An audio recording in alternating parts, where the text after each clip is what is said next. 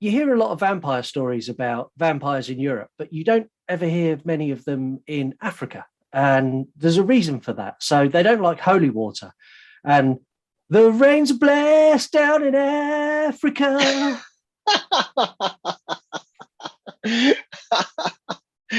Oh dear me, I don't know what's worse, the joke or you're singing. Get a little bit of gasoline. I'ma make it burn. I'ma make it burn. Let's go. You are now listening to the You Run podcast, the only horror movie review podcast completely run and controlled, not by me and Marc, your hosts, but by you, our listeners. Hey Scoob, we're on the radio, bro. You wanna die tonight? Zoinks! You choose the movies. You score them. You review them. You do it all. Because after all, this is not our show.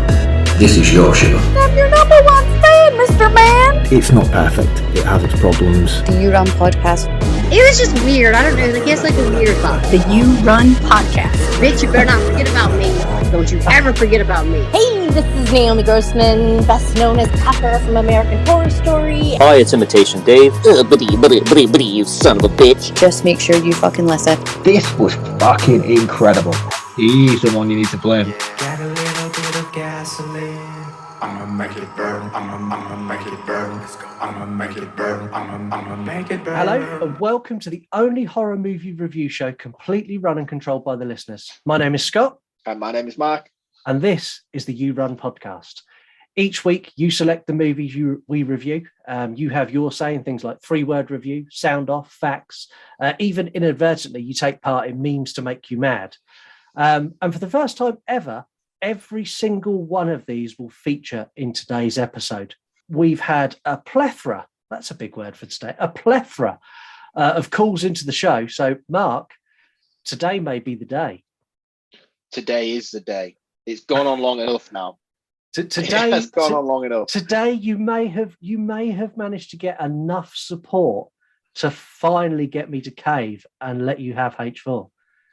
Well, everyone is insisting they're getting involved, and we have enough rallying on Instagram. You are getting bombarded daily. I feel like these people need to step up and make in some calls, unless they already have, and you're just holding them back from me. No. I'm not holding them back. But on Instagram, I am absolutely getting hammered left, right, and centre by everybody. But no one picks up the phone and calls the show. It's great.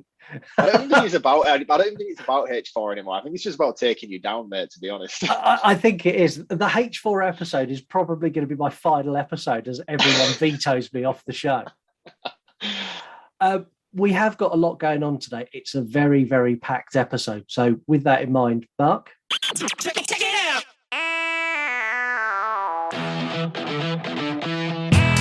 It's that time of the week. It's time for Marc to recommend an account. So this week's recommended account is The Evil Shed. The Evil Shed makes... Do you know what? I don't actually know the process of how he makes these or what he makes them with. I think he sculpts items such as Maya's faces and all the rest of it. And then I think he used like I want to say a plaster of Paris. Being in the building trade, I would assume it's a plaster of Paris die cast sort of situation. But regardless of the process, his artwork is absolutely phenomenal, like insanely good. He does such stuff such as you've got the Myers faces. He does Ash from the Evil Dead. There's Tim Curry Pennywise. There's one thing that I really, really like, and I'm not a fan of Halloween 3 in the slightest, but he has merged all three of the pumpkin, the witch, and the skeleton into one big sort of wall-hanging montage thing. That's cool. It doesn't sound as cool when I'm talking about it, but if you actually see it, you'd be like, wow, that's incredible. He sells all this stuff on Etsy, so this is all stuff that he makes and buys. But on his Instagram page, you can see the process of how he does it, how he starts out with his design on paper, and then how he builds his clay model to use as a template for his casts. And they're all hand painted. He paints these from start to finish. This is all done by this one guy. I wish I knew his name. I have spoken to him, and for the life of me, his name's lost my mind altogether at the moment. So I do apologize for not remembering your name. But go and check him out. This guy is incredible. His work is absolutely insane. And you can buy it. You can buy it all. You can have all of this at home in your own house, in your office, wherever you want it. You can purchase it all. It is The Evil Shed. So it's the.evil.shed on Instagram. Check him out. In his bio, his link for his Etsy page. Trust me, you will not regret looking at this guy's stuff. It is amazing. I'm going to go and have a look because I've not looked at him at all. I am a little bit disappointed that he doesn't make evil sheds because that would be fucking awesome. That would be right cool. But honestly, really, really good stuff. Like really, I mean, this is like screen accurate artwork. Really? It looks like it's licensed. It's that incredible. He's a phenomenal artist. And hopefully, even if just 2 or 3 of you go and check him out, that would make me feel better about knowing that I've done what I can to help him out, because he doesn't need my help, but in any means, his page is taking off insanely well. Do you know, that's something I'd love to know. I'd love to know how many new followers and how much new interaction your recommended accounts get, because I reckon you get a lot. We've got a lot of listeners now, and you've got a lot of sway. I only follow the people you tell me to now. I don't follow anyone else on Instagram anymore.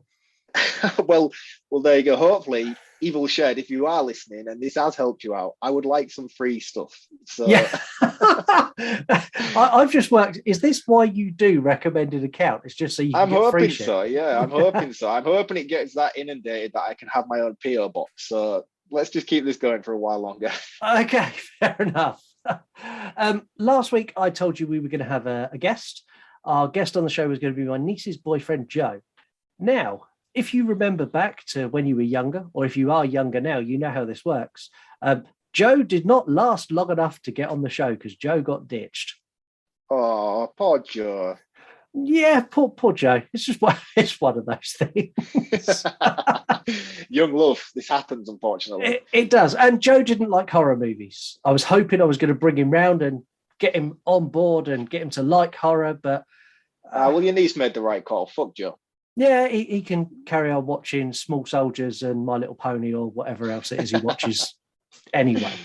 But as we're missing a guest today, I kind of felt that I was shortchanging all the listeners. So I've decided that Marc is going to make sure they're not shortchanged, and you're going to play a game on this episode. No. You are. No. You're going to play a game later, and you're going to love it. Absolutely love it. Is it a good game? Is it a fun game? It is a fun game. It's definitely a fun game. It'll be fun for you. It'll be fun for the listeners, but most of all, it'll be fun for me. Fuck's sake. Right, okay. But don't be down in the dumps, because this week we're taking a dive into arguably the best vampire movie of the 1980s. Just so the listeners know, when I told Marc that this was one of the best vampire movies of the 80s, I've made him so untrusting of me that he simply didn't believe me. No, I didn't, because you told me I would like Buffy. A lot of people have come at me since that episode and been like, oh, you've gone in with the intention of hating it. I haven't. I genuinely haven't, because you told me that it was a really fun, spoofy vampire film. And I was like, it sounds right on my street. It genuinely did sound to me like I was going to enjoy it. So I was like, oh, cheers, Scott, man. This is great. I'm real pumped. I'm ready to go. And I turned it on, and it's the biggest crap fest ever. And then this has rocked around, and I've never seen Fright Night before. So he's like, oh, Fright Night's awesome. I'm like, fuck you, Scott. You know nothing. We'll find out as the review goes on if I was right, which I'm going to go and stamp my authority down and say I was fucking right. But we'll find out later. We shall see. This movie clearly depicts a good portion of how my teenage years were spent. Eating crap, staying up late, binging porn, watching shit horror movies. This is pretty much me from the age of 14 through to now, to be fair.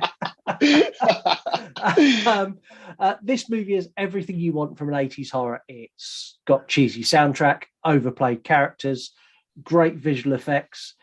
It might not be as slick as The Lost Boys, but fuck me, it's close. This is Fright Night.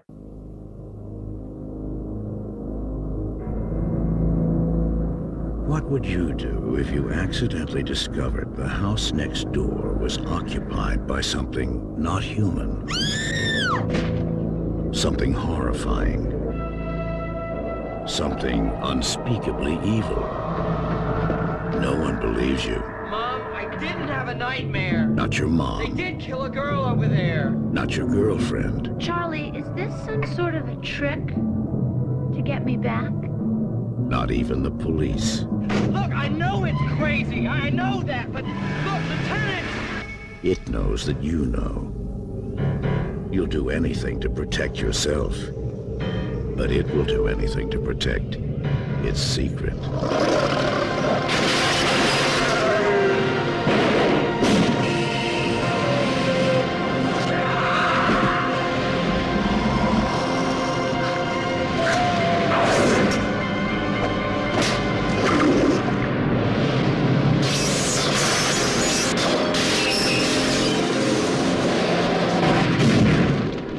Fright Night. If you love being scared, this could be the night of your life. So we kick this movie off with a teen named Charlie Brewster trying to convince his girlfriend, Amy Peterson, to sleep with him. The first thing I want to point out here is Charlie, when they say no, it means no. It doesn't mean try again. Yeah, he's very confused by the whole situation in this scene, because not only does she say no, he stops, but when she says yes, he still stops. That's literally the next thing I said. So she's like, no. He's like, oh, okay. He's like, oh, it's been, what is it? It's been a year, and he's not touched her boob yet. I think that's what he said. Yeah, I did feel a little bit for him. It's like you've been a year. Maybe a boob touch is allowed now. I think you've proven you're there for the long haul. I couldn't gauge the age of these characters at this point. I couldn't, and I still don't know, actually, to be honest with you. I don't know how old they're actually meant to be. I think they're meant to be like 17, 18, I think, but I could be wrong. I'm not sure. Right. I'm not sure. There's a bit later where I refer to it as being a bit pedo-y, and then I looked at how old the actor and actress were, and then I went, oh, okay, maybe it's not. It's fine. They were like 24 and 27 when they done this. Yeah, I had to check her age as well, because I also had some notes that made me also seem like I was being a paedophile.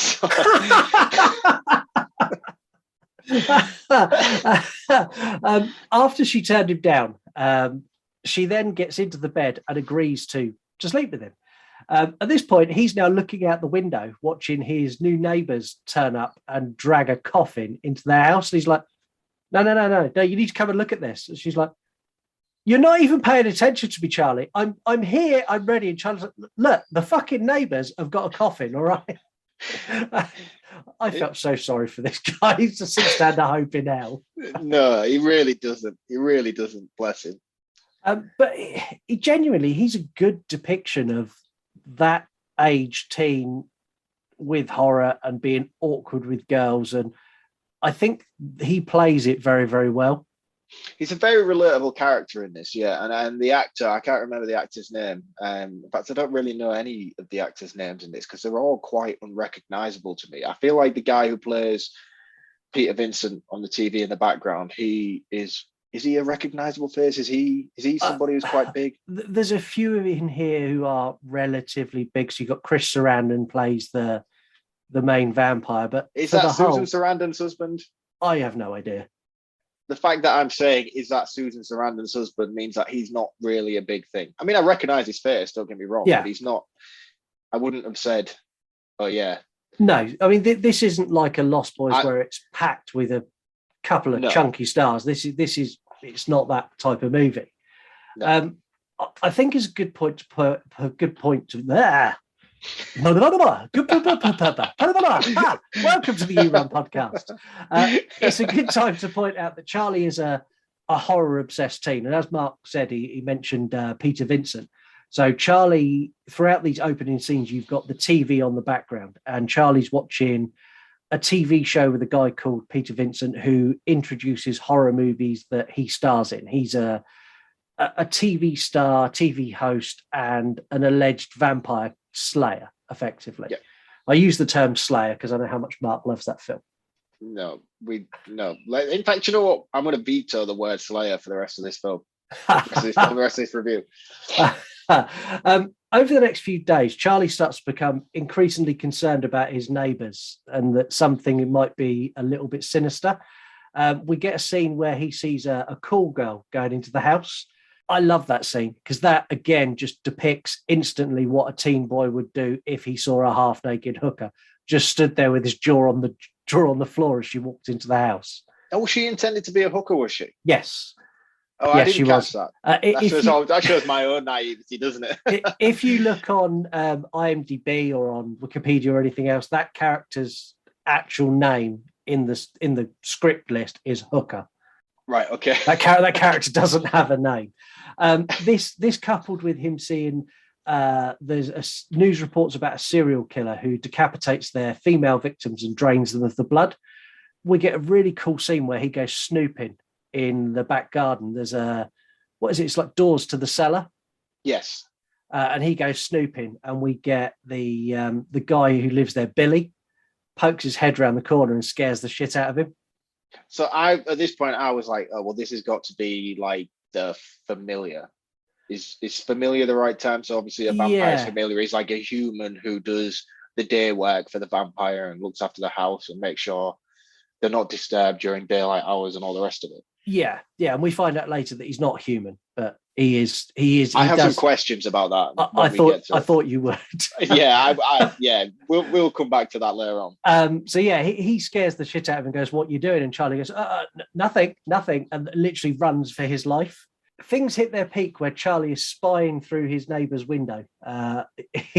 It's nighttime. He's got a horror movie going. He's got porn strewn all over the floor, crisp packets everywhere, and he's sat in his chair in his boxers with a pair of binoculars looking at his neighbour's house. So when you say you relate to this character from the age of 14 up until now, is this your weekend plans for this weekend? Or? The restraining order is still in place. Unfortunately, I cannot use the binoculars anymore. So he sees a young lady in the house with his neighbour, and it's not the neighbour he met earlier. It's not Billy, who's the familiar, and he sees the neighbour grow fangs and take a bite out of her neck. He then sees them carry a bin bag out that looks like a body, and we get a fantastic scene where Charlie rushes down and he's hiding in the bushes. I like this. This was really, really funny. It fucking made me laugh so much. It wasn't so much of Charlie, it was just his mother's interaction, the way she comes out. She comes out exactly how our mother would have come out in the 80s. I remember my mum being like this. What are you doing? Come on, get inside. Get out of the bushes. And his neighbours are just staring at him. It's just so good. Charlie does what I think most teens would do. So he goes and sees his girlfriend Amy and his other friend who he calls Evil Ed. He basically tells them what he's concerned about, and they think that he's just nuts. That they kind of go, "You've got some serious issues." Yeah, they do. They also kind of play into him a little bit, don't they? And they think he's mental, but they kind of humor him, which is something that I thought was really, really funny in this. Is like the way they don't automatically just straight away be like, "You're crazy," rah, rah. They laugh and play along with the idea of what he's saying. Yeah, they do. And I've got to say, the character who plays Evil Ed is fantastic. I'm going to disagree with you on this. No, at this point when he is just Ed. He's just Ed. It was very eccentric and just weird. And I was like, nobody acts like that. Nobody talks like that. Nobody behaves the way you are being. I think I could be wrong, but I'm going to call it and say that Ed was the inspiration for the Frog Brothers. Did this come first? Yes. Oh, I didn't know that. I should have known that because I know the date of both films, but I didn't think. So I think they drew from him the crazy, wacky side of the Frog Brothers. I think this is an influence of that. That makes a little bit more sense now you say it like that, actually. But when I was first watching it, I was like, "Oh, you are quite irritating, actually." At this point, he is, and we all had friends like that at school. Yeah, we all had that friend who was like, because that's what Evil Ed does. When neither of his friends believe him, Charlie then goes and calls the police, and he gets a detective to come round to the house, and the detective takes him in for him to say in front of Billy, "Well, I saw them dragging a body," and the detective's like, "Well, where's this body?" And Billy's going, "Well, it wasn't a body. We put bin bags and we put them in the garden. I'll come and show you." And Charlie goes, "No, it's in the basement." And the detective's about to go and look, and then Charlie fucks it all up by going, "He's in his coffin. He's the undead." At which point they both just mock him as if to say, "Stop wasting police time, you idiot." Yeah. Before he does that, though, Charlie discovers the painting in the corner, and he pulls back the sort of wrapping from the painting, and if I'd have seen that, I wouldn't have compared it to his girlfriend Amy, but he seems to find the similarities between the two. It makes sense for the plot, I suppose, but at the time when I saw it, I didn't think, "Ooh, that's his girlfriend Amy," until Charlie actually said, "Amy." Yeah. The detective literally drags him out of the house. Yes. And rightfully so, because up until that point, he was all doing all well, and then all of a sudden he's made the police officer look like an idiot because he's chasing a vampire. Yeah, and the policeman takes him out, drags him outside, and says, "If you ever call the police station again, and I mean ever, I will lock you up till the day you die." Should police officers talk to children like that, do you think? I don't know. Like if you'd done something stupid when you was a child and you was like, "Shit, I remember when I stole that milk bottle from outside that neighbour's house, and that police officer told me that if I ever rang the station again, I would be thrown in jail forever." And then you got to like 18 and then you got assaulted in the street, and he was like, "Shit, I can't ring the police station because I will get banged up for life for nicking a milk bottle." Maybe not the best tactic, but I think it had the desired effect with Charlie. Don't call us. Don't call us, we'll call you. Having failed again, and Charlie now convinced that his neighbour is a vampire, he goes back to see Ed to ask how to protect himself. And this is where Ed goes full Frog Brothers. He is the fountain of knowledge on everything vampire. So he's seen numerous movies. He states that he's seen documentaries and read lots of comics. And then he lays out in crystal clear way the vampire rules for this movie. And I love that. Yeah, but you see, the thing that I liked about this movie more than anything is how it incorporates every single vampire trope you could possibly imagine. Like, this takes on board everything. It doesn't stick to one sort of particular, the reflection in the mirror. It embraces every sort of vampire knowledge and trope you could possibly imagine and incorporates it all into the story. And I was like, that's so cool. Yeah, it does. So the rules for this movie are vampires are incredibly strong. They have no heartbeat or pulse, and they don't cast a reflection. Holy water and crosses will weaken them, and they can be killed by either sunlight, a stake through the heart, fire, or decapitation. But by him laying out those rules, you now know what's required throughout the movie. There's so many I watch a lot of vampire movies. There's so many vampire movies where the rules are, they kind of just expect you to know the vampire rules, and then they'll throw in a curveball. Actually, this vampire can do this with no explanation, and that annoys me. Yeah, this doesn't do that at all. No, it's like, this is a groundwork. You know the trope. You know how vampires work, and this is how we're going to play this. Yeah, and Ed ends this little rule list with, and don't worry, because he can't even come in your house unless he's invited. Brilliant. Which Charlie's like, oh, okay, I feel a little bit better now. Charlie gets home, and his neighbour's called Mr. Dandridge, and his neighbour's sat in the living room because his mum's invited him round for a drink. This scene was so cool. I like the way, not only does it like, because he's like, "Oh yeah, I'm your mother's invited me in now. I can come round whenever I want." And then he sort of glances like, "Obviously with your permission, Mum." Yeah. And for me, this interaction it holds a little bit of personal knowledge for me. So when I was in my early teens, my dad passed away. And a couple of years after that, my mum obviously started dating, and she was dating someone for quite a while. And there was that moment where I come home and there was this guy sat in my living room. And I had that same reticent attitude that Charlie had, not because he was a vampire, but like, who the fuck is this guy? Dominant male syndrome. Yeah, and this scene depicts that. And I think there's lots of people who've been through that. And this scene nails it on the head. There's this guy who, in reality, in the real world, not trying to take over the world, not trying to take over anything. And this guy became my stepdad, and he's a lovely guy. I love him to bits. But that initial meeting, I was like, who the fuck are you? I don't like you. And he's trying to be like overly nice to make my mum happy. And this scene is exactly that, but with a vampire instead of a stepdad. That's cool. I didn't think about it that way, but that's really cool. Now you say that. This really got me because I was like, I feel exactly how you feel. Get out of his house. Leave that poor boy alone. Charlie runs up to his room and then decides to kind of secure it. So he nails his window shut. That's the limit of his making his room safe. Oh no, he puts a no trespassing sign on his bedroom door as well. Yes, I thought it was hilarious. Because the vampire's going to come up and go, oh, I can't go in. I best go downstairs. After he's locked everything up, Dandridge steps out of his wardrobe where he's been hidden, watching him bang his window shut with nails, reveals himself to be a vampire. And basically says, I am a vampire and I am going to kill you.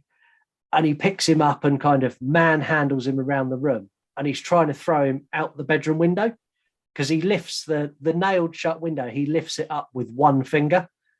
It shows how strong he is. Charlie stabs him through the hand with a pencil, which makes him step back. He pulls the pencil out of his hand. And then we get some of the best practical effects work from the 80s ever. Oh, it's absolutely incredible. It's insane. Not only is it insane, but this is 30 minutes into this film, and already I was like, this feels like a final act. This feels like I even messaged you, because obviously this is the first watch for me, and I was watching it the other night, and I stopped at this point. I was like, shit. I messaged you. I was like, dude, I'm 30 minutes in. This is fucking insane. I was like, and it felt like we had reached the penultimate moments where you have that final showdown. I was like, fucking hell, this has flown by, this film. I can't believe it. I was like, check the clock. I was like, I'm 30 minutes in. This is insane. And the practical effects in this moment as well are outstanding. And you know what? It reminded me so much of, which I will come back to again later on, American Werewolf in London. They do this awesome transition scene where he reveals his full vampireness, but then as he sort of gets taken, I can't remember, how does he get taken down by Charlie? How does he? Is so he gets stabbed in the pencil, stabbed through the hand with a pencil, which causes him to get angry and start turning. And then Charlie's mum wakes up and he starts dialing it back. And then you get that almost reverse transformation where he goes from full vampire back to human. Yeah. And it's filmed in a way that like you would from the American Werewolf in London scene, where it sort of shows you a bit and then it cuts back and then it shows you a bit and then it cuts back. And each scene where it flashes back to Dandridge, he's slowly decreasing in his transformation, almost like the Michael Jackson Thriller video where he turns into the werewolf. And honestly, I was like, wow, this looks fucking awesome, man. I was like, this is so cool. Yeah, I absolutely love the practical effects in this movie are second to none, as far as I'm concerned. It's so good. Yeah, I'm gushing like a schoolgirl because I just love practical effects. So for me, watching this, I was like, wow, this looks insanely good. Yeah, it's really good. And when he turns back to human, he's calmed down now and he turns around to Charlie and goes, I'm going to go. And I'm going to kill you tomorrow night. And then that just disappears. Yeah. It goes from like really angry vampire to very calm, very, very serious guy again. He's like, I'm going to come back and kill you tomorrow. And then he just leaves, walks out the door. How horrifying is that, though, knowing that like the next day you've got until sundown before you are fucked? Because you've seen how powerful he is at this point. Like he could have literally snapped him in half with a click of his fingers. But due to gloating rights and all the rest of it, he chose not to at the time. Yeah. Yeah. And it's so good because it puts the character in such a panic. And again, he portrays that panic fantastic as he stood outside the local film studio early doors, waiting to basically grab hold of TV personality and alleged vampire killer, Peter Vincent. Peter Vincent, I'm going to say now, is an absolute class character. What a well-written, brilliant character. Yeah, he has extreme amounts of talcum powder in his hair, but other than that, he looks awesome. He's awesome. So Peter Vincent comes out and you get Charlie goes up to him, basically goes, "You're Peter Vincent. I need your help. I have a vampire." And Peter Vincent's like, "Look, I've just been fired from the TV station because no one wants to talk about vampires. If only there was more people like you who believed. Anyway, gotta go. And he just doesn't help him. He's like, well, he kind of goes, yes, I believe in vampires. Yes, I've slain loads. Oh, you want me to kill a vampire? No, I've got to go because you have mental health issues. The thing I really liked in this is I'm going to go on a limb and say this is the first movie to have a meta commentary about the horror genre. So he turns around and says he got sacked from the TV station because everyone would rather see killers in ski masks than vampire movies now.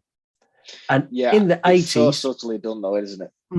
And in the 80s, that was the birth of obviously you had Halloween before this, but in the 80s, it was the boom of slashers. It was Freddy, it was Jason, it was Silent Night, Deadly Night. It was all these kind of movies were on the rise and vampire movies were being pushed aside.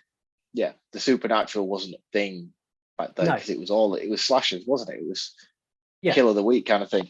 Yeah, and it's really subtly done, but this is the earliest movie I can think of that has got a meta reference about horror in general of what's going on. Now that's, let's be honest, it's commonplace now. And Scream is meta from the very opening scene to the very end and beyond. Yeah. I don't think you could go through a single film these days without referencing one another or... No, it can't be done. When Charlie realizes he's not getting any help, he goes home and he turns his bedroom into some sort of vampire fort. So he's got crosses and candles, and he's boarded his window, nailed his window shut again. And Ed and Amy come round to see him. And they kind of walk in and go, "What the fuck's going on here? Are you okay?" And he explains it all to them again. And again, they think he's crazy, but they actually try and help him. So they go to Peter Vincent's house or his apartment and knock on the door. And his apartment is full of memorabilia. What a cool apartment.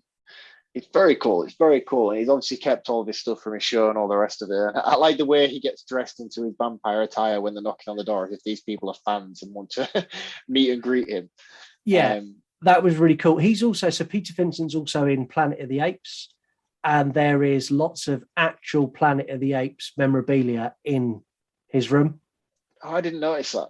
Which I thought was really cool. So I think you've got one of the original masks and there's a couple of the original signed posters that are on the wall, and they're genuine things that are from his own collection. I was going to say, you can imagine as an actor, he's brought them with him to use as set props and stuff. That's really cool. And he was really heavily involved in lots of stuff. And I'll get into that in facts because he done lots of stuff that no one kind of asked him to do. He just wanted to make this film better. You could tell that though. Do you know what? You could tell that he was very passionate about this project. He felt very enthusiastic about his role, and it came across on screen. Yeah, it definitely did. They try and convince him to help and to get rid of the vampire. And he basically says, "Look, vampires aren't real. I can't help." And Amy turns around and goes, "Well, I've got $500 in a savings bond." And he goes from "I can't help" to, "Well, let's see what I could do for you." Yeah, I mean, it's obviously quite heavily shown on screen before that scene where there's quite a lot of eviction notices and stuff like that floating around his flat and things. And then as soon as there's a whiff of a little bit of money, he's like, "Yeah, vampires are real. I'll help." Yeah, let me just get my box of steaks. I'm ready to go. Yeah. They decide to call Dandridge, and he gets Ed to call Dandridge. And the idea is that they're going to debunk Dandridge being a vampire to put Charlie's mind at ease so Charlie can go back to being a normal kid. Ed goes, "Well, we'll come around with some crosses." And Dandridge is like, "No, we don't do crosses." He's like, "Holy water?" It's like, no, we don't do holy water. He said, "How about some tap water?" And Dandridge's like, "Yeah, tap water's fine." In this, I think Ed steals the show here. Ed on the phone's great. Oh, yeah, he's really funny the way he's bouncing back and forth between the two.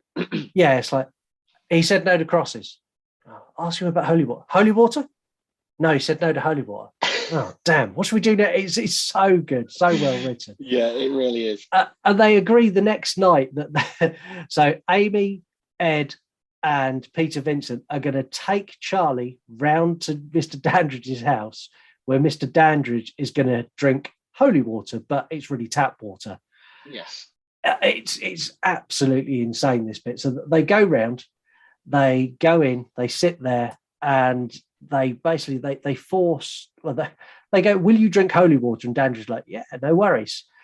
I like the doubt in Downridge's mind when he's about to drink it, whether it actually is holy water or not. You can see he's like, I don't know if I should really drink this or not. Yeah, there's a real sort of if this is holy water, I've got a fucking problem here. But he does it, and it's not holy water, and it does nothing because it's not holy water. And they kind of go, well, guess it's time to leave, Charlie. You were wrong. And Charlie's still protesting as they're leaving. And as they're leaving, Peter Vincent's got his like pocket mirror. And as he turns, he catches Dandridge has got no reflection. And with that, he pretty much shoos all the kids out of the door. Okay, brilliant. Thank you. Got to go. Come on, kids. Out we go. And like forces them out the door. It was at this point I really took note of how well written and how much attention to detail was paid throughout the writing of this film. Like, it is so it's almost like every single little thing you can think of has been taken note of and taken into consideration throughout the story. It's so good. It's so good. I can't gush about how well written I found this film to be. Yeah, it's not one that it's quite hard to pick plot holes in this. Yeah, you can't. You literally can't. Yeah, okay, maybe you can, but I'll come back you can, but we'll talk about that later. I know exactly what you're talking about. So as they come out, basically, Peter Vincent goes, right, well, I'm going to go now. And he gets in his car, and Charlie goes, you saw something, didn't you? And he goes, yes. Anyway, bye. And he drives off. And this leaves Ed and Charlie now walking Amy home. On their way home, they have an argument between them where Ed's going, look, he's proven he's not a vampire. You're absolutely insane. You're doing my head in. I'm going down this dark alleyway. If you haven't got the balls to do it, you do what you want to do. And Ed goes wandering off down the alley. Cue bad 80s detective crime music. Oh, do you know what? No. I loved literally in my notes. I was like, wow, this 80s guitar synth is fucking awesome. It's like a Lethal Weapon soundtrack. I love it. I love it. But yeah, it is. It's Lethal Weapon or Beverly Hills Cop. It's kind of got that vibe to it. Yeah, I was like, this feels fucking awesome. I was sat there in my chair like, yeah, I love this. And you get Dandridge stalking him down. And Dandridge stalks him and catches him and goes, it basically turns around and says, do you want to be a vampire? And then it cuts from there and cuts back to Charlie and Amy. And Dandridge is now chasing them.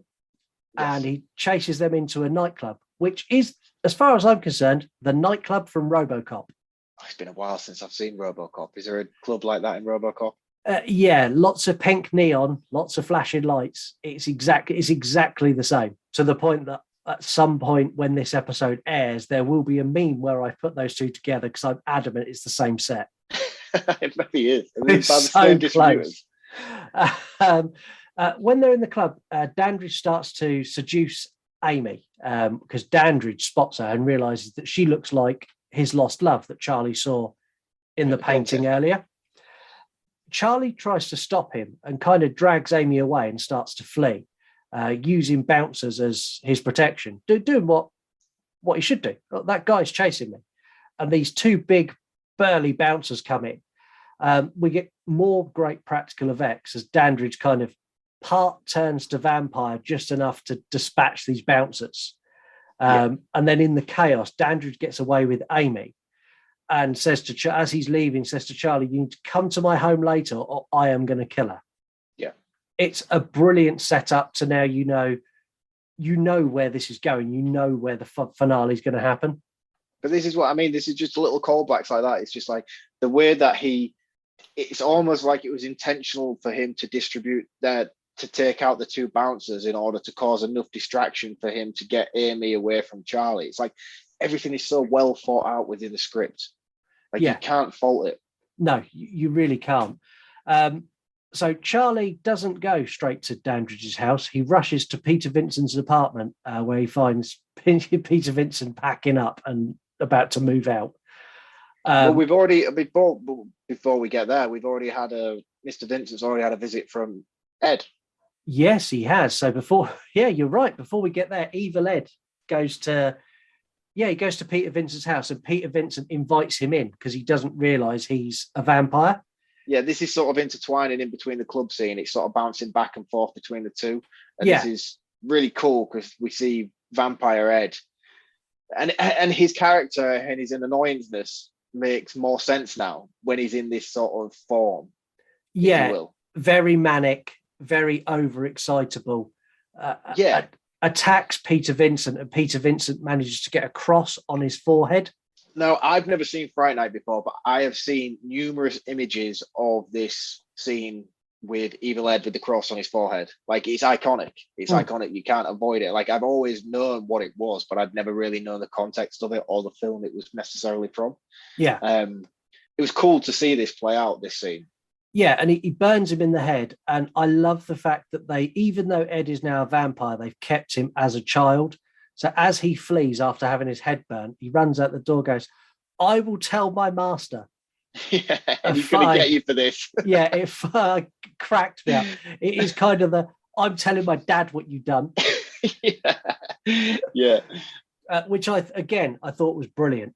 So after this, Charlie turns up and Peter Vincent won't let him in at first. He makes him hold a cross before he lets him in to prove that he's not a vampire.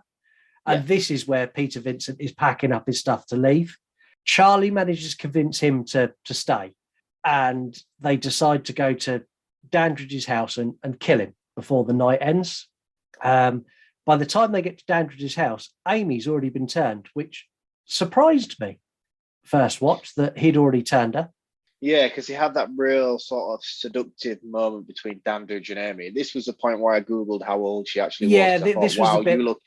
you look incredibly beautiful in this scene. I need to know how old you are before I commit to this talking about how incredibly beautiful you look. Yeah, she was 27, you're safe. Yeah, that's what I was going to say. She looked a lot older than she was representing on screen. So I was like, I think I'm safe, but I'm just going to Google it to check. Yeah, and I've got in my notes, if she's the age she's meant to be, this scene is a bit pedo-y for my liking. Yeah, exactly. That's exactly my thoughts as well. I was like, wow. But he's turned her. So when they arrive, they decide they're going to go in the back, and the front door just swings open, and they kind of go, "Oh, well, that element of surprise is gone." And they walk in, and you've got Dandridge standing on the stairs who shouts, "Welcome to Fright Night, for real." And Fright Night is the name of Peter Vincent's TV show that you've heard him say by this point 50 times throughout this film. Yes. Yeah. And that again was great.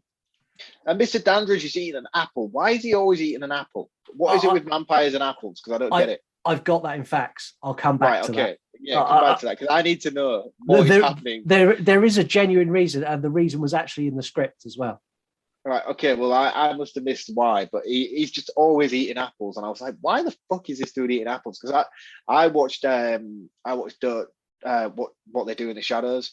Hilarious if you haven't seen it. If anybody hasn't seen What They Do in the Shadows, it's fantastic. Not only a film, but they have a TV show now, which is hilarious as well. And in that, like, the vampires can't eat food, and if they eat any sort of human food, they just vomit convulsively for like half an hour. It's hilarious. And when he was eating the apples, I was like, sure, you can't do that. Yeah, no, he can, and there's a reason why he can.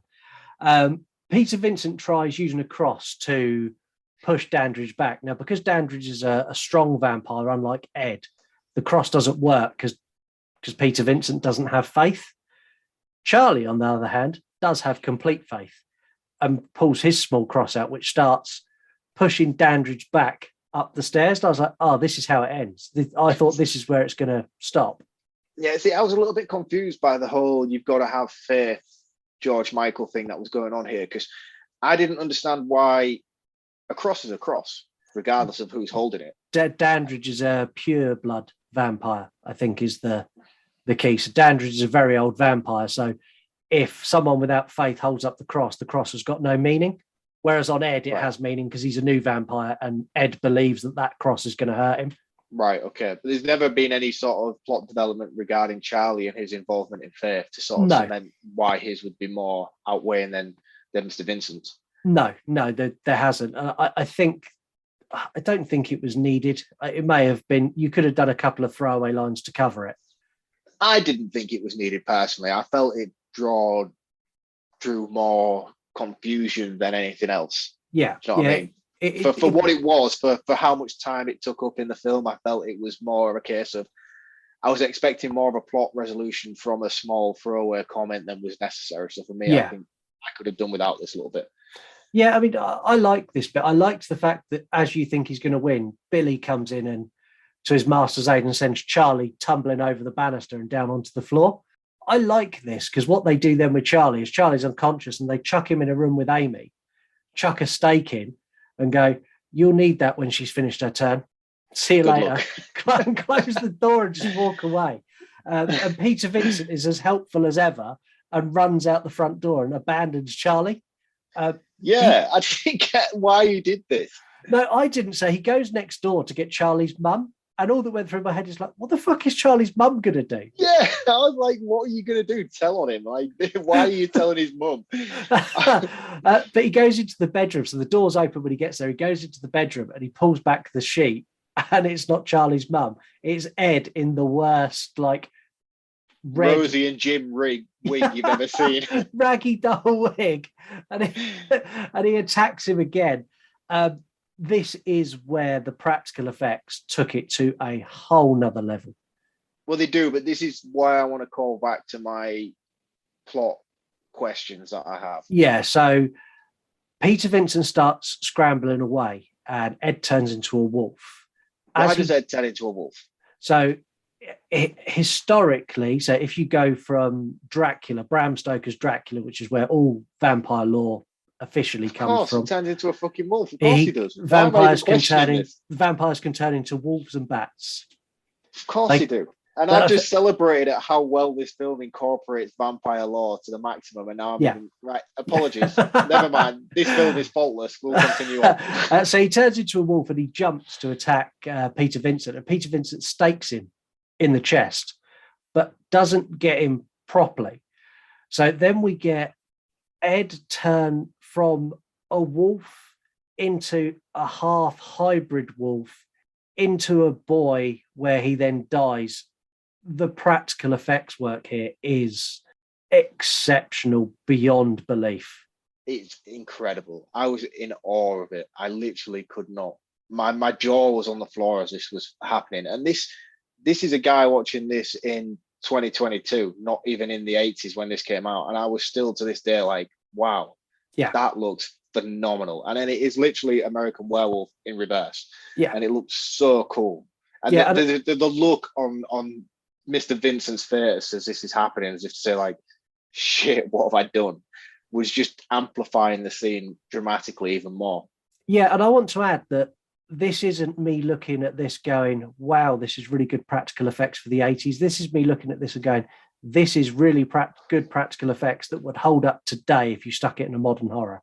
Yeah, and this is me saying this, watching this in 2022, who had never seen this up until this day, knowing that this stands up better than most. Yeah. Yeah, this outstrips most horror movies released in the last 10 years in practical effects work. Easily. Yeah. So after Peter Vincent has killed him, he goes back to Dandridge's and quite quickly frees Charlie. So he kind of lets Charlie out and they close the door back on Amy, leave her locked in there.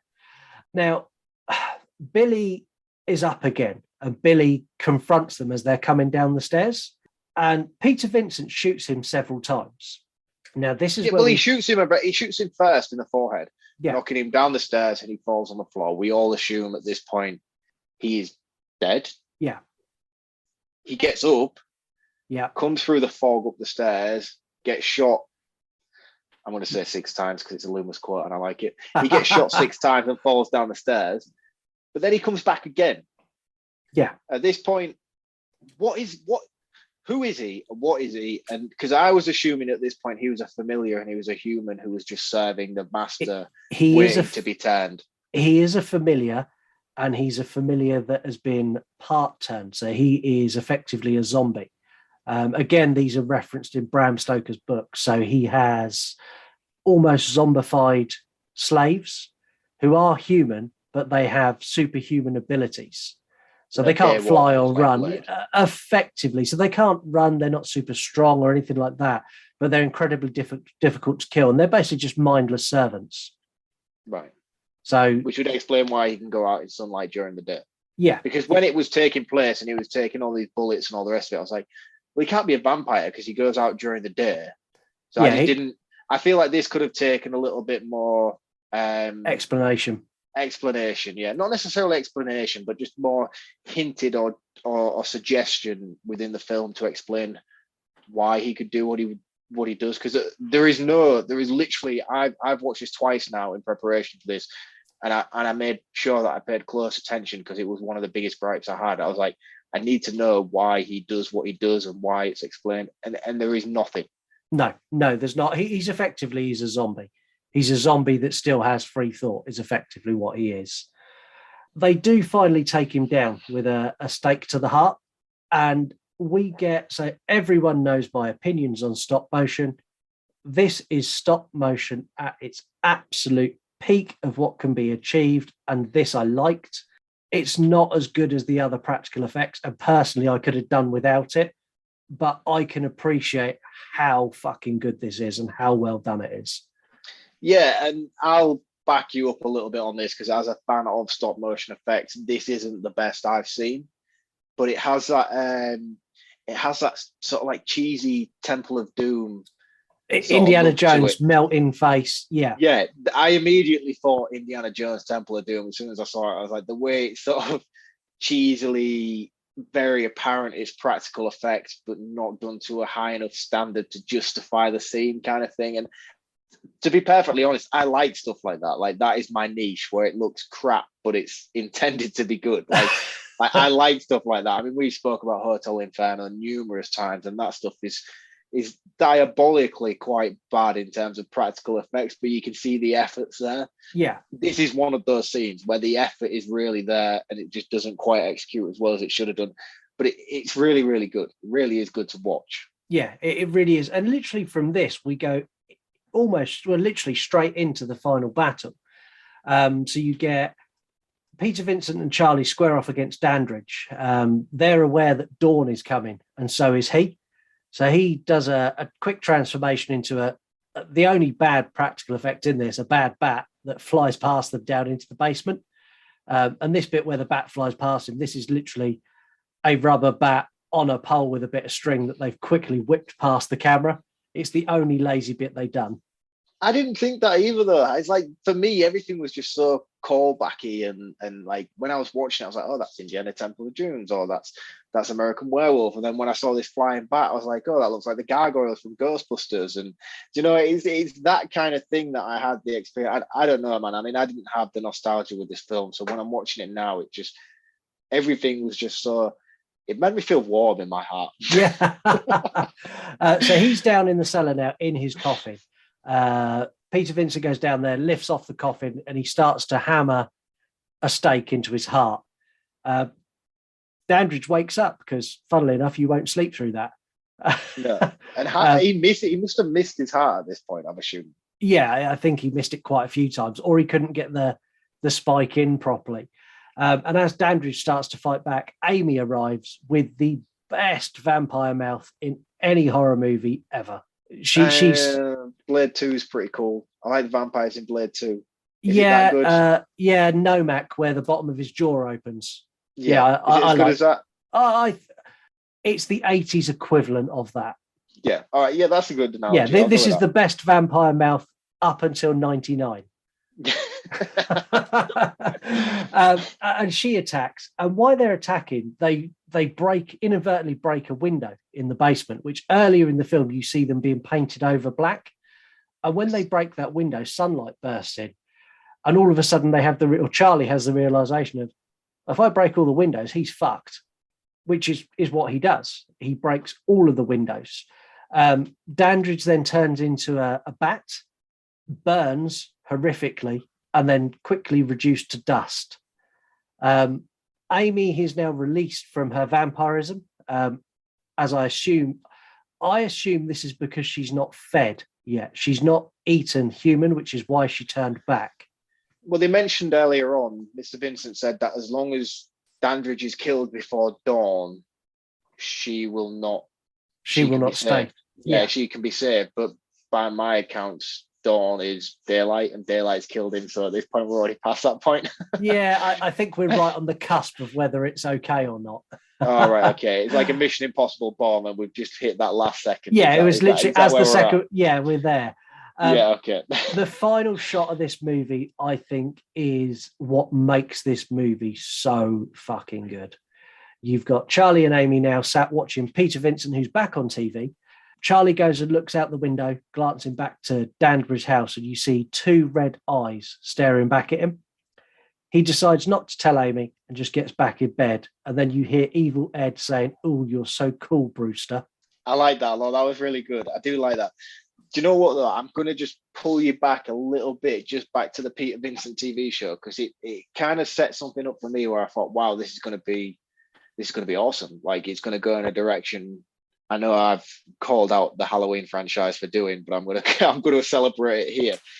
In the TV show now, Mr. Vincent is back. He's saying everybody's done with vampires. It's boring. He's going to take his show in a different direction, and he's going to do aliens, and it's going to be an alien thing. And I was like, oh, this is going to be awesome. Fright Night 2 is going to be an alien theme, and Charlie's going to be in it, and it's going to be aliens, and Mr. Vincent's going to have to come back to stop the aliens.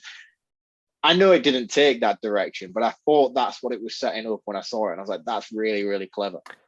In honesty, I think that's probably what they were setting up. And then when this done as well as it did, the studio probably went, no. Yeah.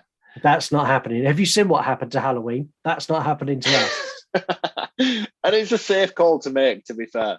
But when it played out the way it did at the end, I was like, oh, that's really cool. As if they're going to do that, it's going to be an aliens film in the sequel. That's really, really clever. Yeah, I really liked that idea. Fright Night 2, infinitely nowhere near as good. Still good. I watched the trailer after watching this, and it looks like it takes more of a spoofy tone than this did. Yeah, it leans a little bit more into the comedy element of it, which I think didn't make it as good. Yeah, because like in here, it's quite subtle and well placed. I would have said throughout. Like it's there, but it's not there where it's a comedy. Do you know what I mean? Yeah, no, this definitely isn't a comedy, and this has definitely got some really good scary elements. There's a couple of good jump scares in this as well. Yeah, definitely. The first one where Billy pops his head around the side of the house and goes, "What are you doing?" That actually got me, because I was, when you're kind of at the beginning of the movie, you're half paying attention, you're still getting comfy. It was that. I was like, oh, fuck, who's this guy? What do you want? Yeah. Let's find out what you think of the movie this week.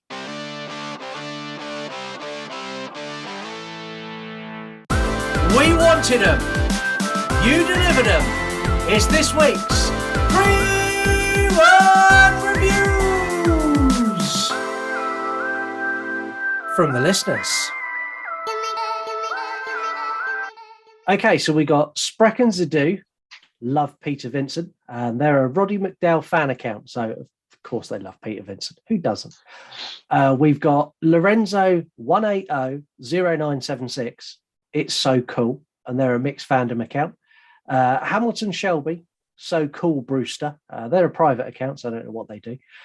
We've got Happy Boy Burger, Amy.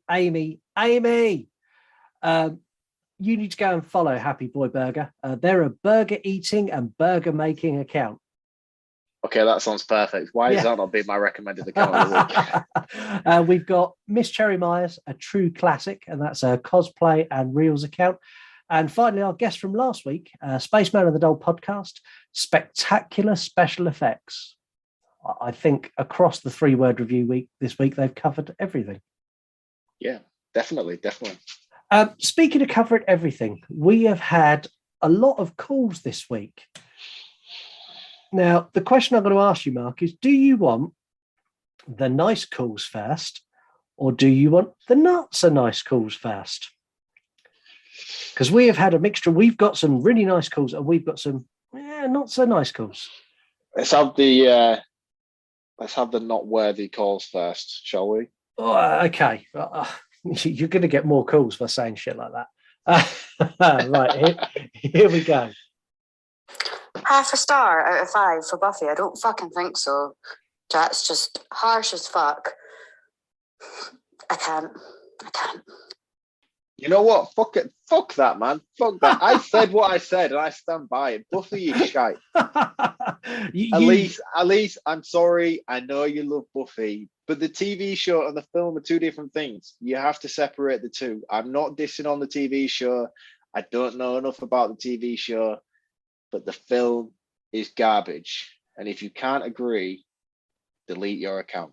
See, I like this because this is like all on Mark, because I was nice to Buffy because I'm not stupid. Yeah, you see, I don't care. I liked it. To myself, I'm true to myself, and I will say it how I see it. And I saw it, and it was fucking diabolical. That is a terrible film. So here's the next message we got. Because I respect Mark, what I'm going to say is that he kind of has a point. The reason that Buffy the Vampire Slayer got made into a TV show was because, like, the movie had a good concept, but was, didn't do well because it was seen as being badly executed. So we'll give him that. But half a star, Mark. Come on. Half a star was what you gave to Birdemic, to Sharknado. Like, come on, at least one. Let's be real here. One's harsh, but half a star is just no. Come on. And you like Halloween 4? I fucking love Halloween 4. To be fair, though, she sees the point. Do you know what the thing is? She's got too much emotional connection to the TV show. She doesn't even like the film herself. I know she doesn't. I know deep down she doesn't even like that film because nobody possibly can. If you're such a big fan of the TV show, they're so worlds apart that you must find stuff like that an insult to your characters that you've grown to love. I'm just going to let you keep digging your hole. We've had 2 celebrity calls as well. So would you like your first celebrity call? Yes, please. Okay. This is Michael Myers. When are you going to do a Halloween 4 episode? Who was that? That was Michael Myers, the first time he's ever spoken. What accent was that? I don't know, but he said, when are we going to do it? So he's not requested it. So we're never going to do it because you didn't ask for it. Would you like your... come on, man. You can't keep jumping through these loopholes. It's really simple. Ring up and say, do Halloween 4. It's not hard. No one's managed it. We've got one more, and this is another celebrity caller. This is the Zodiac speaking. Do an episode on Halloween 4 or Mark gets it. See, that was definitive. I'm willing to put my life on the line for the episode. See, it says do it or you get it. Yeah, I'm willing to get it. I'll do what I have to do for the fans. So are we saying that is a do Halloween 4 message? I think so. I think it is as well. So right now I'm going to say we will do Halloween 4. I feel like you're winding me up. No, we'll do it at some point in the future. Oh, fuck off, man. You can't. So now we've had one call. I'm going to push the listeners. We need another call to say do Halloween 4, and I will do it within the next 5 episodes. Right, okay. And it's not allowed to be me calling in. It cannot be you calling in. I think Angel said she was going to call in. I'm going to message Angel. Angel, I'm coming for you. I need you to bail me out on this one. Yeah, and I'm going to then in turn get hold of everyone I can to ring and say don't do it. The only person you've got on your side in this is Elise. That is literally it. Everybody else is against you on this. This may be true, but we'll find out. Anyway, you can call the show in lots of different ways. So you can go to our website, yourunpodcast.com, and on there's a button that says record as a voicemail, or any social media that you can record me an audio voicemail. Do that, and I'll play that on the show as well. Into this week's facts. It's time to find out what you know about this movie and what we know. It's facts. Chris Sarandon had a long theatrical background. So he'd done a lot of stage work before he'd done Fright Night. So much that he was used to doing his own makeup, which cut the makeup time down on this dramatically. So while they would do the makeup on his face, he would do the fingers on his hands. I thought that was really cool. Do you know what? I didn't even talk about it in the episode, but I like how they were elongated, the fingers. Yeah. Do you know when he turned to vampire form? Like they wear just like long nails, like in normal vampire films. Like his fingers were actually substantially longer than a normal human hand would be. Yeah. That was quite clever. Yeah, I really like that. This is the most financially successful horror movie of the summer of 1985, and the second highest grossing horror movie of that year, only surpassed by A Nightmare on Elm Street 2, Freddy's Revenge. You know what? Yeah, too right, man. Freddy's Revenge is awesome. Yeah, it's really, really awesome film. We need to get that in a poll because I'd love to get that on the show. Yeah, we really should do that on the show. The movie had a $9.5 million budget, which a huge chunk of that was spent on special effects. This is the first vampire movie in history to spend over $1 million on visual effects. And it shows. How much did they spend on Twilight and the glitter? In fact, actually, I'll message Heather after this. Yeah. We're getting a call next week from Heather. So, you know the vampire bat at the end, that big vampire bat? Yes. We nearly saw that before. So that puppet was created for in Ghostbusters, the librarian. See, I told you, Ghostbusters vibes. So that librarian was originally going to turn into a monster, but they didn't do it because they couldn't get it to a PG rated. So knocking about in a studio somewhere was this old monster. And they went, that looks really like the bat we're making. So we'll keep the bat we're making and we will burn that instead. And that is the prop that they destroyed at the end of the movie where Dandridge burns as a bat. I like, do you know what, at the end as well, I forgot to mention it, that was really cool, the way that he burns and his skeleton is like, it's got like, instead of it being a human skeleton, his skeleton's got wings. Did you pick up on that? That was really cool. Yeah, I really, really, really like that. I said earlier, Roddy McDowall done lots of things that he wasn't asked to. One of the things he'd done is he videotaped an extensive behind-the-scenes documentary of this movie, which none of the cast or crew saw the tapes, and their whereabouts remain unknown. That's really cool, because he's well long dead now, surely. Yeah, and he'd done a behind-the-scenes documentary where it was a full commentary. He commentated the full behind the scenes of the entire movie, start to finish. And nobody, even his inheritance and stuff of all of his belongings, know where this film. No one knows where it is. That's awesome. Yeah, really, really awesome. I mean, not for the fans, because I would really like to see it, but that's really cool that he's done that. Yeah, I mean, could you imagine, like in the UK, we get car boot sales, in the States, it's yard sales. Could you imagine stumbling across that and then getting home and playing it? That would be incredible. Man, that would be life-changing, because that would be worth unimaginable amounts of money right now. I reckon it'd be worth a fair bit. If you could authenticate that that's what it was, you'd be rolling in money. Well, just think the studio who has the rights to Fright Night right now, how much they would pay to be able to sell like a Blu-ray extra with the undiscovered behind-the-scenes footage of Roddy McDowall. Like, that is worth millions, surely. Yeah, it's definitely worth a fair bit. My final fact, which I've moved to my final fact because you're really interested, is about the fruit. The apples. He eats a lot of apples because he's part bat, and bats eat a lot of fruit. Is that genuinely why he does it? Yep, that's genuinely why it was in there. That was Chris Sarandon's suggestion. See, I bigged it up earlier on for having such sort of incorporation of all the vampire lore, and then every sort of thing that I've had to pick apart, you filled in and be like, oh yeah, no, that's vampire lore. Oh no, it's done that because that's not. Man, it just makes me love this film even more. It's so cool. We've had a fact in from the listeners as well. So Landman is here to save the day. Come up with Chris Sarandon. Later went on to voice Jack Skellington in A Nightmare Before Christmas. Oh, really? Yeah. And then that led me to then down as I'm sure all of you do, you look up one thing and then you go down a rabbit hole.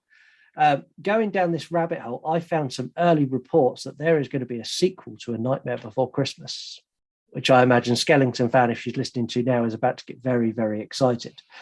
So there is a book that has been written, comes out later this year, and it's called Long Live the Pumpkin Queen. And Disney are currently in discussions with Tim Burton to make that a sequel to A Nightmare Before Christmas. See, I'm going to be really naive now to the situation, and I'm going to ask, because I know Tim Burton's involvement in A Nightmare Before Christmas is not what it's suggested. It's not a Tim Burton film, is it? No, it's not. He's heavily involved, but not in the ways you'd think. But again, that would not sell if Tim Burton's name's not touching it. No. So what is, this is way off subject, so I do apologize. What is his involvement in A Nightmare Before Christmas? Because I have the book at home. I have the book. I believe Tim Burton's actually wrote and illustrated. And yeah, I drawn. could be wrong on this, and if I am wrong, please someone tell me. But I believe he was a producer. Yeah, but I believe the story and the character design and everything else is Tim Burton. But I don't believe he is director. No, I don't think he's not director, and he's not writer either. Right. Okay. So it's kind of his creation brought to life by other people for him, with him producing. And I'm not being funny. If Tim Burton sat in the producer's chair, he may as well be sat in the director's chair. I think you might be wrong on the writing side of things, but as you say, we neither of us really know. But I have a Tim Burton. I have the book in. I usually have something like that in my office, but I have the book, and it is A Nightmare Before Christmas, and it is written, illustrated Tim Burton, and I can only imagine that is a book that was used to then go on and make the film, and he just didn't direct it. Yeah, I don't know, but I know there is now talks of a sequel coming, which I'm quite. I'll see that. I love that film. You'd have to have Danny Elfman on board for that, wouldn't you? Yeah. Surely. Yeah, definitely, 100%. Moving away from facts into memes to make you mad. Now it's time to see how pissed off you all got in memes to make you mad. Without a doubt, this week I diced with fucking death when I put Amy from Fright Night and the two characters from Twilight on a picture together. And then I captioned it with, one of these is a picture of a great vampire, the other is Fright Night. I'd seen this. I don't usually get involved and comment on things when you do memes to make you mad, because I know why you're doing it. But this one was irresistible. Yeah, even to the point that I'm now going to say, oh my fucking God, I'm so sorry. I do not believe this. I do not believe what I wrote. I got torn to fucking ribbons, and rightly so. So tracing Al's, one of these is a picture of a blood-sucking vampire. The other sucks dicks. Jim's Retro Emporium kept it nice, short and sweet. Dear God. Skellington fan. Oh, hell no, you did not just say that, Scott. Did a piece of Lego lodge itself in your brain? Heather, Wednesday Wine and Horror.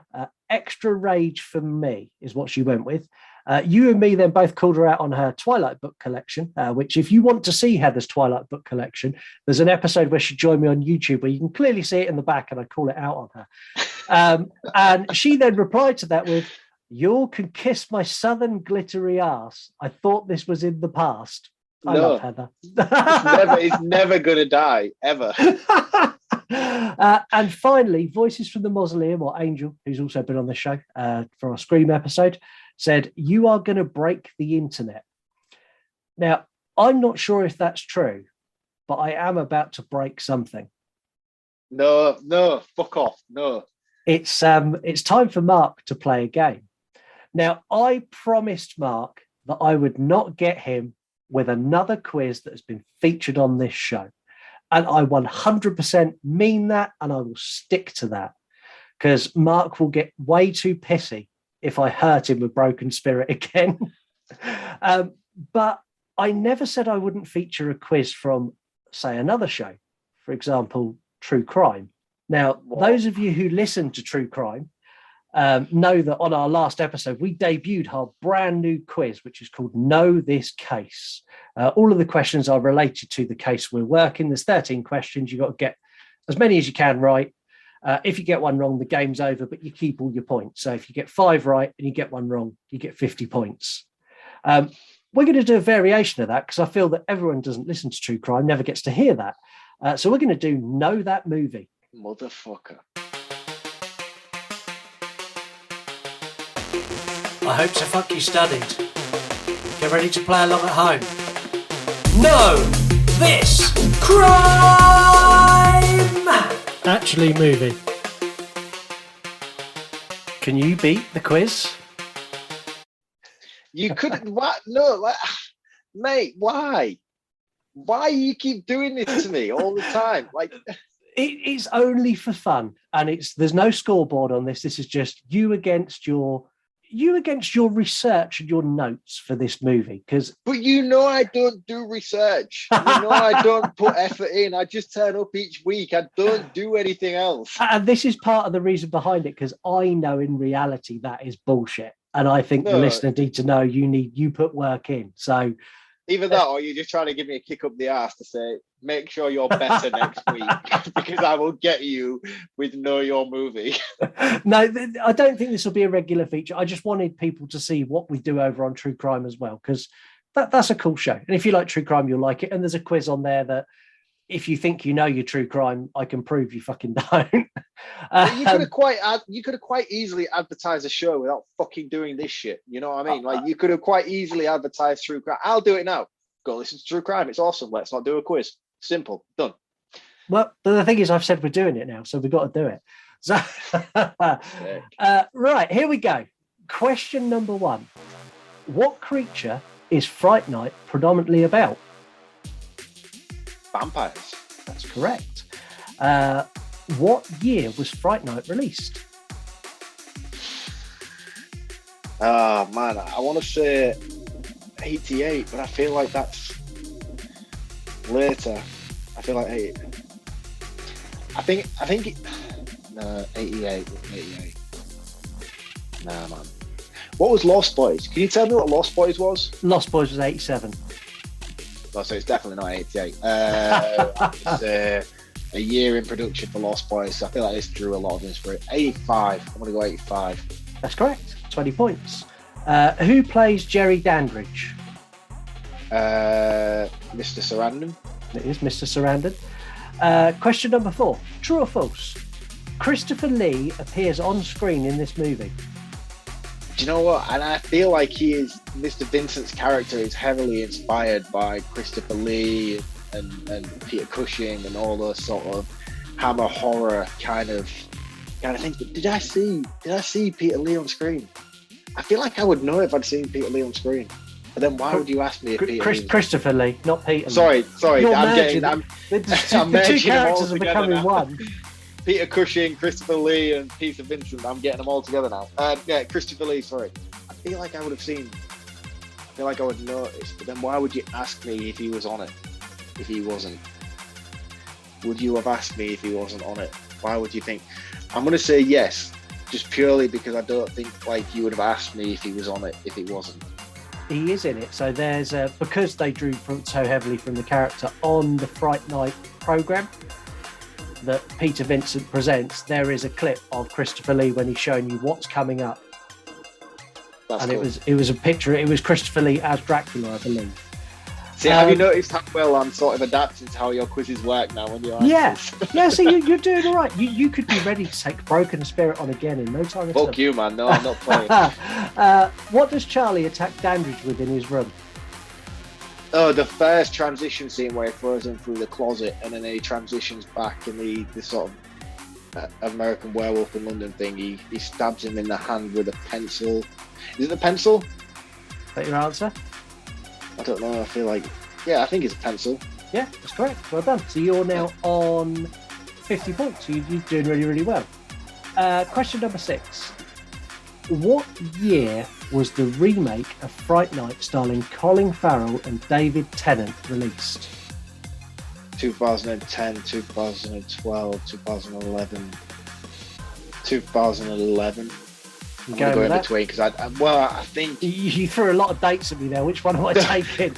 I think it's either 2000 up. I think it's in between 2010 and 2012. Well, it's not in between. If it's in between that, I think. Yeah, if it's in between that, it's 2011. Yeah, but what I mean is, I think like I remember seeing 2010, 11, 12. So I'm going to go in between just to play it safe. I think it's 2011. That's correct. You're now on 60 points. sticking with the remake, in that remake, what character does David Tennant play? Man, I haven't seen that since it first came out. And I know Colin Farrell plays Dandridge.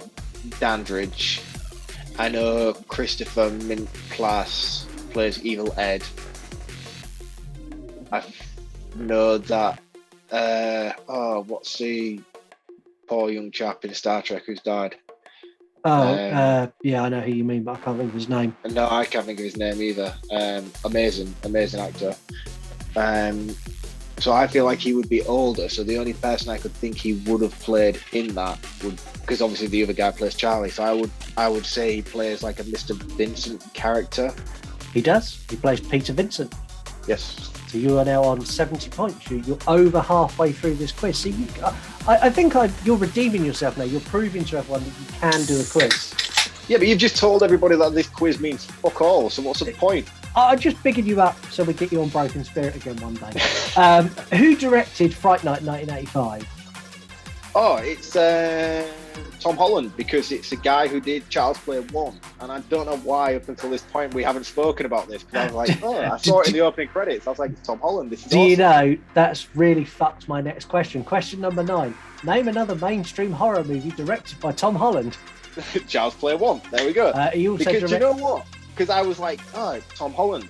Tom Holland did Child's Play 1. And I always thought Don Mancini was the man behind Child's Play from start to finish, but he actually wasn't in Child's Play 1. It was Tom Holland. Tom Holland's awesome. If you check out his backlog of films, he's insanely influencing a lot of mainstream horror films. He's really good. He done Thinner as well, which I love. Yeah. And for our that's younger, like 2 questions in one. Let's go. Yeah, We've got this. And for our younger listeners, we're not talking Tom Holland Spider-Man. In case we are not talking. It's not that Tom Holland. This is where it gets really hard. So you're on question 10 now. So you've got 4 questions to go. What was the estimated budget for Fright Night within $1 million? And I told you this in facts, what their budget was. You did, and I honestly, I remember. What did you say? Did you say like 90? So they spent. I said they spent $1 million on practical effects, and it was the most that a vampire movie had ever spent on practical effects. Yeah, I'm really bad with how much stuff costs in terms of overall production value and costs and things like that. Like, because quite a lot of stuff like that goes into advertising, does it not? Yeah. No, this is just their estimated budget.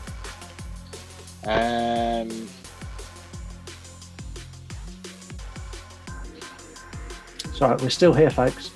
Marc's just going into deep thought. He's staring at me longingly. I'm expecting you to give me some sort of answer to the question. No, that's not how a quiz works. So, like $1 million on practical effects. Yeah. How much are you wanting me to get? You need to be within the million. Within $1 million. $1 million on practical effects. Wages. Advertising. Wow. I'm editing on this. Yeah, you'll have to edit a lot of this out. 1985. 9.5, 8, 9.5, 8. You're in it with all of those. It was $9 million. You're doing really well. So you've got 3 to go. Question number 11. Beyond Fright Night, what movie franchise is Roddy McDowall most commonly associated? Oh, do you know what? I actually don't know, because I even said to you. You've just said as well. You've literally just told me. I have. What did you say? So this isn't even research. This is just you listening to what I'm saying. This is just me listening to what you said 10 minutes ago. Oh, you literally just said. What did you say? I'm not going to tell you again.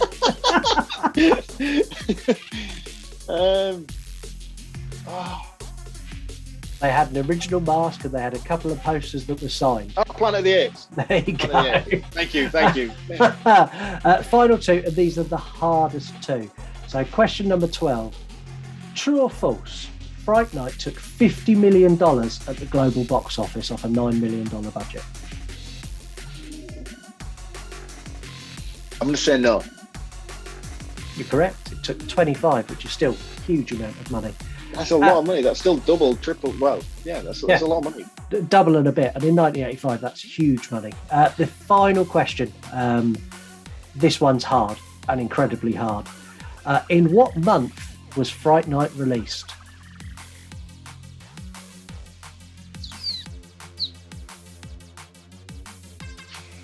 You want the exact month? I want the exact month.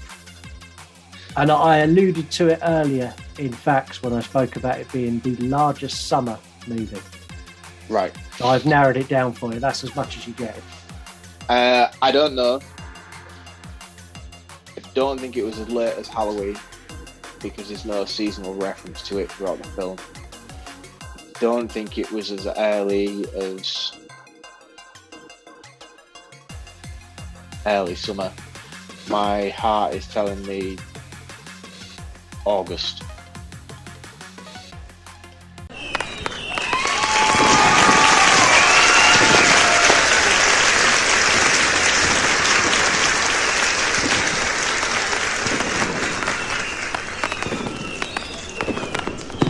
You've clean sweeped another quiz.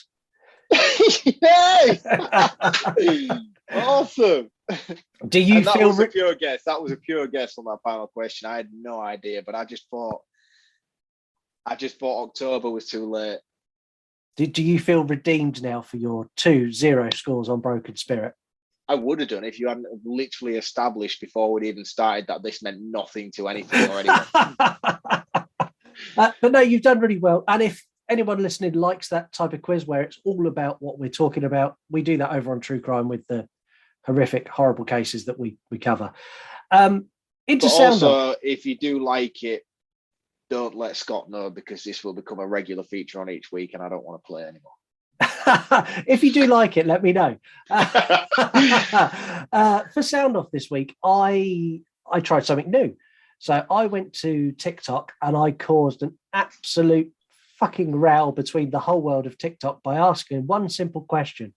Which movie is better, Fright Night or The Lost Boys? Murder victims show evidence of having been partially devoured by their murderers. Let's hear your thoughts as you sound off. This was so split. So split. And we've got a couple of comments. Well, I've got a lot of comments. I've picked a couple, and then I've also got an audio response, which I'm going to play as well, which I think covers it perfectly. So Dylan XVX, Fright Night is great, but The Lost Boys will forever be one of my favourites.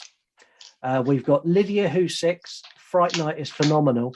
And then we've got Punkara, Fright Night, I connected more with those characters. And then we got and also on TikTok, you can do something where it's called a stitch.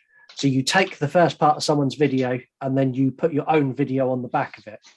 And I got one through from one of my favourite accounts is Raya86, incredible creator on TikTok. And she covered this perfectly, but not just the movie, but just horror in general. She's got such a good grasp on how it works, basically.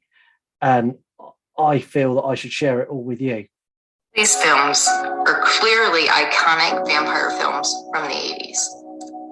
And really, there is not a correct answer, I believe. I think it all comes down to personal preference because they all bring things to the table. In my opinion, for personal preference doesn't mean it's the better flick. It would be The Lost Boys. Only for nostalgic reasons, I grew up watching that movie more. And that soundtrack is one of the best soundtracks to any movie out there. So that's just my personal preference. Doesn't mean it's the better flick. It's just my personal choice. And that's what it's going to come down to when people answer this. And I'm all for that. Different opinions, because that's what makes the horror community and the world go round. That couldn't have been a better answer. Perfect answer. Yeah, perfect. just sums it up, that this is a movie that you can connect with, and so's The Lost Boys, on so many different levels and for so many different reasons.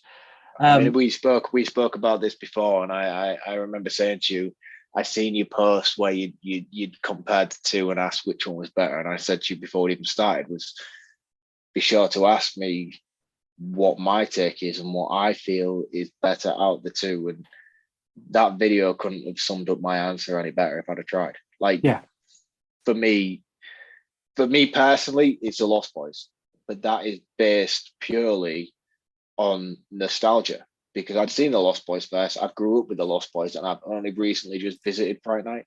Yeah, Fright Night is a fucking phenomenal film. And if I had seen Fright Night at the same time I'd have seen Lost Boys growing up, I wouldn't have been able to answer that question to you right now. I don't think. No, see, for me, I'm more connected to Fright Night, but more because I identified, when I was younger, I identified so much more with Charlie than I did with all the cool kids running around on the motorcycles. They weren't me. I was Charlie. So for me, Fright Night is not even the better movie, but it's the one that I identify with more. The listeners scored this. They scored this a 9 out of 10. And if I'm honest, I think that's a really good score.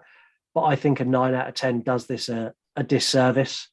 The mix of compelling story, incredible cast, brilliant soundtrack, the best practical effects work you will see anywhere that hold up and exceed what can be done today. I've got strong feelings towards the characters, especially Charlie. I found incredibly relatable, especially when I was younger. This is a solid vampire movie, arguably the best vampire movie ever made. This is a 10 out of 10 from me. This is obviously a first watch for me, and I'm disappointed I don't have the nostalgia element that everybody else seems to have with this film. It's outstanding. It really is. I couldn't gush about this film more if I tried. Everything about it is so perfectly crafted. The practical effect work is phenomenal. The set design is phenomenal. The acting, not necessarily phenomenal, but relatable and enjoyable to watch on screen. People say, which is better, Lost Boys, Fright Night? And it's a debate that could go on until the end of time, because I'd understand why people would have had that conversation. But whereas if you'd have asked me this 24 hours ago before I'd have seen this film, I'd have been kicking you in the head and being like, fuck you, Lost Boys is without a doubt the best vampire film ever made. And even having that nostalgia element with Lost Boys and watching this now, I'm currently sat in a moment of peril where I'm like, actually, which one is better? Because Fright Night is that fucking good. It really is that fucking good. And I don't hold the level of nostalgia with Fright Night. I'm watching this now in 2022, 20 however many years after its release, and I'm still sat here like, this film is fucking awesome. It's that good. It really is that good. And it's, I know the listeners have given it a 9 out of 10. This is a 5 out of 5 for me all day long. I was blown away. It was one of the most enjoyable experiences I've had revisiting a well-loved classic. Like, obviously, we've spoke about it numerous times before on the show and in personal contact between me and myself. Like, I do my page in order for me to go back and revisit films that I've maybe missed growing up, or people have like hold dear to themselves and I've never seen, and I'm like, oh, I need to check that out, and I've never had a purpose to go back and revisit films from that era or that time. And then doing my page gives me the opportunity to talk about those films. So I do purposefully go back and revisit things that I might have missed. This is, without a shadow of a doubt, the most enjoyable experience I have had revisiting a film from the 80s that I didn't grow up with. It is outstanding. Yeah, it really, really, really is. And if anyone is listening to this and you have not seen Fright Night, I cannot recommend it highly enough. That's Fright Night. It's one of the greatest vampire movies. There's a character in this called Billy who's a zombie. Next week, we go full zombie, as it's time to nut up or shut up for the second time as we go to Zombieland 2. Fuck yeah. Yeah. Next week, we review Zombieland 2. Me and Marc also come up with our own rules for surviving a zombie apocalypse. Some of those rules are a little bit suspect, most of them mine, to be fair. And it's a fantastic episode, so make sure you tune in next week. Thank you very much for listening. Thank you for all of your support to the show. Yep. Thank you very much. See you next week. Catch you later. You want to die tonight?